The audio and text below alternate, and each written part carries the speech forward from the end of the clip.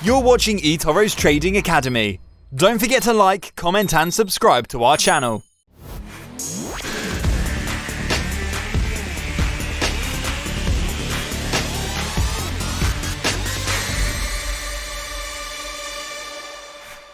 Hello everyone. Today we'll go over some tips on how to find the assets which best fit your investing objectives.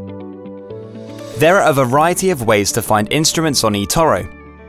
You could explore the assets on our Trade Markets page and filter the assets shown using the tool allocated at the top right-hand corner of the page.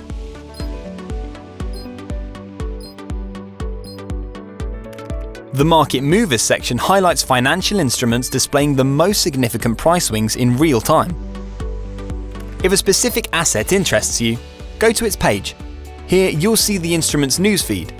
See what top investors in the eToro community are saying about this asset and learn the strategies behind their investment decisions. Click through the different tabs at the top of the page to view stats, charts, and the latest research and analysis.